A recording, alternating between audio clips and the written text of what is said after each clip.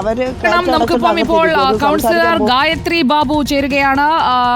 ഗായത്രി ബാബു, ഇപ്പോൾ ഈ വള്ളക്കടവ് മേഖലയിൽ ഇവിടെ ഈ രാമചന്ദ്രൻ ടെക്സ്റ്റൈൽസിന്റെ ആഹാര നിർമ്മാണ യൂണിറ്റ് വലിയ രീതിയിൽ മാലിന്യ പ്രശ്നം ഉണ്ടാക്കുന്നുണ്ട്. പ്രദേശത്തുള്ളവർക്കൊക്കെ പരാതിയുണ്ട്. നിങ്ങളുടെ വാർഡിലെ ഇടമല്ലേ ഇത്? അവിടെ ഇപ്പോൾ നടക്കുന്ന പ്രശ്നം ശ്രദ്ധയിൽപ്പെട്ടോ? നമസ്കാരം. ഇത് എന്റെ വാർഡിലല്ല ഉള്ളത്. എനിക്ക് തോന്നുന്നു ഹെൽത്ത് സ്റ്റാൻഡിംഗ് കമ്മിറ്റി ചെയർപേഴ്സൺ ആയതുകൊണ്ടായിരിക്കാം എന്നെ കണക്ട് ചെയ്തിട്ടുണ്ടാവുക. എനിക്ക് തോന്നുന്നു ഇന്നലെ വാട്സാപ്പിൽ ഇങ്ങനെ ഒരു മെസ്സേജ് കിട്ടിയിരുന്നു. അപ്പോഴാണ് ഞാൻ അറിയുന്നത്, ഇന്നലെയാണ് അറിയുന്നത്. അപ്പൊ ഇന്നലെ തന്നെ നമ്മൾ 4th സർക്കിൾ പരിധിയിലായി ഈ വിഷയം വരുന്നത്. അപ്പൊ ആ സർക്കിളിലെ ഹെൽത്ത് ഇൻസ്പെക്ടറുമായി ഇന്നലെ തന്നെ സംസാരിച്ചിരുന്നു. അപ്പൊ അദ്ദേഹം അവിടെ എനിക്ക് അതിന് മറുപടിയായിട്ട് കുറച്ച് ഫോട്ടോസ് ഇട്ട് തന്നിരിക്കുന്നത് അവിടുത്തെ ഡ്രെയിനേജ് സംവിധാനം സക്ക് ചെയ്യാൻ വേണ്ടി നഗരസഭയുടെ വാഹനം പ്രവർത്തിച്ചുകൊണ്ടിരിക്കുകയും സക്കിങ് നടന്നുകൊണ്ടിരിക്കുകയും ചെയ്യുന്നതിന്റെ ഫോട്ടോസ് ഇട്ട് തന്നു. അപ്പൊ അതിനുശേഷം ഗായത്രി ബാബു വഞ്ചിയൂർ ആണ് വരുന്നത്. ഷാഹിദയാണ് അപ്പോൾ ഈ ഒരു ഭാഗത്തിന്റെ കൗൺസിലർ അല്ലേ? അതെ. ഷാജിദ നാസർ നമ്മുടെ വികസനകാര്യ സ്റ്റാൻഡിംഗ് കമ്മിറ്റി ചെയർപേഴ്സൺ ആണ്. അദ്ദേഹമാണ് ഇവിടുത്തെ കൗൺസിലർ. ഷാഹിദ, ഈ പ്രശ്നം ശ്രദ്ധയിൽപ്പെട്ടിട്ട് ഇടപെട്ടില്ലേ? നേരത്തെ ആര്യ ഇടപെട്ടതാണ്, മേയർ ഇടപെട്ടതാണ്. മേയർ ഇടപെട്ടു എന്നുള്ളത് ജൂലൈ മാസത്തിൽ തന്നെ അത് നമ്മളടക്കം കണ്ടതുമാണ്. പക്ഷെ അതിനുശേഷം ഫോളോ അപ്പ് ഉണ്ടാകാത്തത് എന്താണ് കൗൺസിലറുടെ ഭാഗത്ത് നിന്ന്?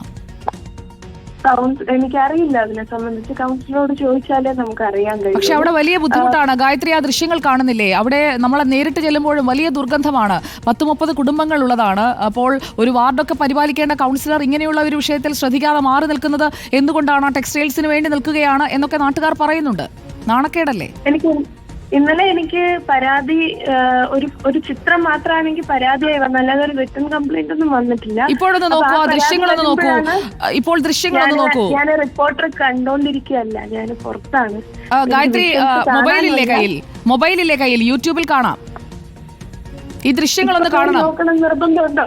നമ്മള് റോഡിൽ നിന്ന് ഇതിപ്പോ തന്നെ കാണണമെന്നുണ്ടോ? എനിക്കൊരു ചിത്രമല്ലാതെ തന്നെ അവിടുത്തെ പരാതിയായി ഇന്നലെ വന്നു. അതിനെ കുറിച്ച് പറയാനേ എനിക്ക്. ഇക്കാര്യത്തിൽ നഗരസഭ എന്താണ് അനങ്ങാത്തത്? നഗരസഭ ആരെയാണ് സഹായിക്കുന്നത്? ഇന്നലെ നഗരസഭയുടെ സക്കിംഗ് വാഹനം ചെന്നാണ് അത് സക്ക് ചെയ്തെടുത്തിട്ടുള്ളത്. അത് റിപ്പോർട്ടർ കണ്ടിട്ടുണ്ടോ എന്ന് എനിക്കറിയില്ല. ഇന്നലെ അവിടുത്തെ പ്രവർത്തനവുമായി ബന്ധപ്പെട്ട് ഹെൽത്ത് ഇൻസ്പെക്ടർ അതിന് മുന്നോടിയായി തന്നെ അവിടെ നോട്ടീസ് കൊടുത്ത കാര്യവും ആ റിപ്പോർട്ടുമാണ് ഇന്നലെ എനിക്ക് അയച്ചു തന്നത്. മറ്റെന്തെങ്കിലും തുടർന്നും ആ തരത്തിൽ ഉള്ളൊരു പ്രവണതയാണ് അവിടെ നടക്കുന്നതെങ്കിൽ തീർച്ചയായും നമുക്ക് ഇടപെടാം. നമ്മൾ അങ്ങനെ